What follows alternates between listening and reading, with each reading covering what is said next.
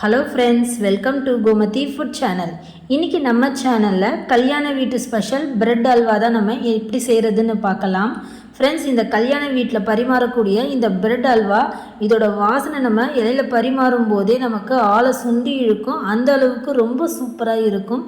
இந்த பிரெட் அல்வா நம்ம சின்ன குழந்தைங்கள்லேருந்து பெரியவங்க வரைக்கும் நல்லா விரும்பி சாப்பிடக்கூடிய ஒரு ஸ்வீட் ரெசிபி.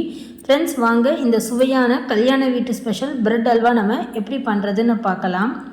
ஃபஸ்ட்டு இந்த ரெசிபி பண்ணுறதுக்கு நான் ஒரு 5 ஸ்லைஸ் ப்ரெட் எடுத்திருக்கேன்.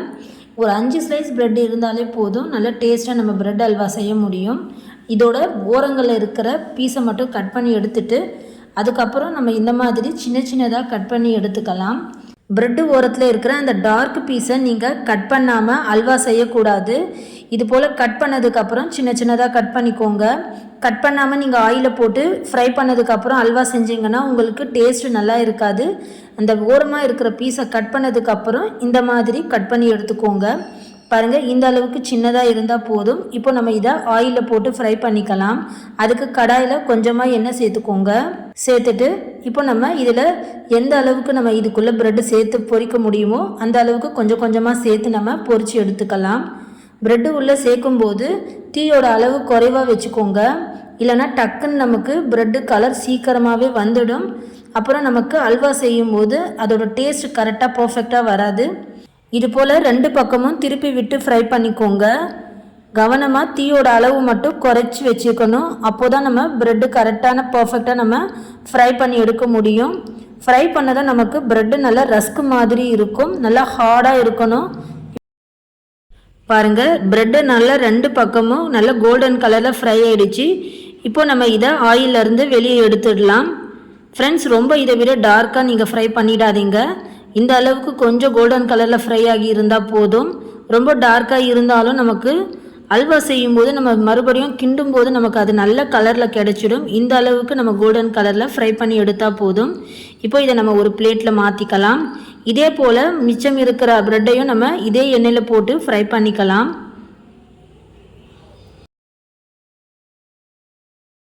பாருங்கள், நம்ம அடுத்த பேட்சும் நல்ல சூப்பராக நம்ம ஃப்ரை பண்ணி எடுத்தாச்சு. இதே போல் இந்த ஆயிலில் மிச்சம் இருக்கிற எல்லா ப்ரெட்டையும் நம்ம ஃப்ரை பண்ணி எடுத்துக்கலாம். நம்ம எடுத்த 5 ப்ரெட்டும் ஆயிலில் ஃப்ரை பண்ணி எடுத்தாச்சு. பாருங்கள், ஃப்ரை பண்ணதும் நமக்கு ரஸ்க் மாதிரி இருக்கும்.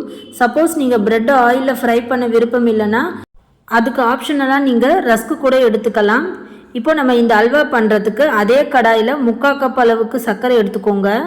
கூட அதே கப்பில் நம்ம சர்க்கரை அளந்த அதே கப்பில் 2 கப் அளவுக்கு தண்ணி சேர்த்தா சரியாக இருக்கும். அதாவது நம்ம எடுத்த ப்ரெட்டுக்கு அந்த ப்ரெட்டெல்லாம் அந்த சர்க்கரை தண்ணியில் முங்கி வர அளவுக்கு இருக்கணும். இப்போ நம்ம இது கூடவே ஒரு 2 ஏலக்காய் சேர்த்துக்கலாம். சர்க்கரையை நல்லா கலந்துக்கோங்க. இந்த பிரெட் அல்வாக்கு நமக்கு சர்க்கரை பாகு வரணும்னு அவசியம் இல்லை. சர்க்கரை முழுமையாக கரைஞ்சி கொதித்து வந்தால் போதும். இப்போ பாருங்கள், சர்க்கரை நல்லா கொதித்து வர ஆரம்பிச்சிடுச்சு. இந்த மாதிரி நல்லா கொதித்து வந்ததுக்கப்புறம் கேஸ் மீடியம் ஃப்ளேமில் வச்சு ஒரு 5 நிமிஷம் நீங்கள் சர்க்கரை தண்ணியை கொதிக்க வச்சிங்கன்னா நல்ல ஒரு பிசுபிசுப்பு தன்மை வந்துடும். அந்த அளவுக்கு நமக்கு சர்க்கரை தண்ணி கொதித்து வந்தால் போதும். இப்போ நம்ம ஒரு 5 நிமிஷம் போல் ஆனதும் இப்போ நம்ம ஃப்ரை பண்ண ப்ரெட்டை இதுக்குள்ளே சேர்த்துக்கலாம். பாருங்கள், சேர்த்ததும் நல்லா மிக்ஸ் பண்ணி கொடுங்க. ஃப்ரை பண்ண ப்ரெட்டு சர்க்கரை தண்ணியோடு சேர்த்து நல்லா வேக வச்சுக்கோங்க. அப்போ தான் நமக்கு அந்த ப்ரெட்டு சர்க்கரை தண்ணியை முழுமையாக இழுத்துக்கும். அப்போ தான் நமக்கு நல்ல ஒரு ப்ரெட் அல்வா கன்சிஸ்டன்சிக்கு கிடைக்கும். இப்போ இதை நல்லா வேக வச்சுக்கோங்க. தண்ணி முழுமையாக வற்றி வர வரைக்கும் நம்ம வேக வச்சுக்கணும். பாருங்கள், ப்ரெட்டு ஃபுல்லாக அந்த சர்க்கரை தண்ணியை இழுத்துக்கும். இழுத்து இந்த அளவுக்கு திக்கான ஒரு அல்வா பதம் நமக்கு கிடைச்சிடும். இன்னும் நம்ம இதை நல்லா வற்ற வச்சு எடுத்துக்கலாம். இதில் இருக்கிற தண்ணி எல்லாம் முழுமையாக வற்றி வந்ததும் நம்ம ஃப்ரை பண்ண ப்ரெட்டில் இருந்து ஆயில் ஃபுல்லாக நமக்கு ரிலீஸ் ஆகி வரும். அதுதாங்க நமக்கு கரெக்டான ப்ரெட் அல்வா பதம். அந்த அல்வா பதம் வர வரைக்கும் நம்ம வேக வச்சு எடுத்தால் கரெக்டாக இருக்கும்.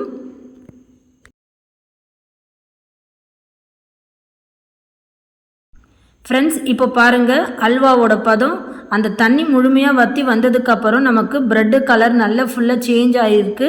அந்த ப்ரெட்டிலேருந்து நமக்கு ஆயில் ஃபுல்லாக நல்லா ரிலீஸ் ஆகி வந்திருக்கு. இதுதான் நமக்கு கரெக்டான ப்ரெட் அல்வாவோட பர்ஃபெக்டான கன்சிஸ்டன்சி.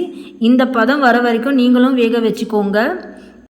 இந்த பிரெட் அல்வாக்கு அதிகமாக நமக்கு நெய் தேவைப்படாதுங்க. நம்ம பிரெட்டை ஆயிலில் போட்டு ஃப்ரை பண்ணும்போது நமக்கு அந்த ஆயில் ரிலீஸ் ஆனதும் இது போல் அல்வாவில் நல்ல மேலே எண்ணெய் ஃப்ளோட் ஆகும்.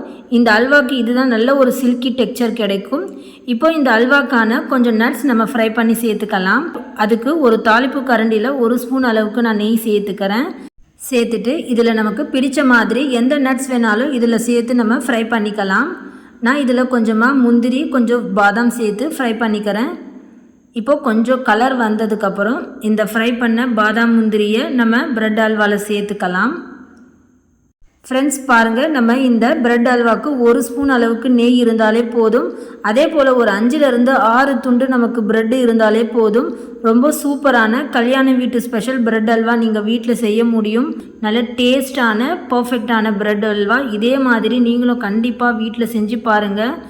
கண்டிப்பாக எல்லாருமே வீட்டில் விரும்பி சாப்பிடுவாங்க. சின்ன குழந்தைங்கள்லேருந்து பெரியவங்க வரைக்கும் விரும்பி சாப்பிடக்கூடிய கல்யாண வீட்டு ஸ்பெஷல் பிரெட் அல்வா செஞ்சு சாப்பிட்டு பார்த்துட்டு டேஸ்ட் எப்படி இருந்ததுன்னு மறக்காமல் கமெண்ட் பண்ணுங்கள். இந்த வீடியோ பிடிச்சிருந்தால் லைக் பண்ணுங்கள், ஷேர் பண்ணுங்கள். மறக்காமல் நம்ம கோமதி ஃபுட் சேனலை சப்ஸ்கிரைப் பண்ணி பெல் சிம்பிளையும் ப்ரெஸ் பண்ணிக்கோங்க.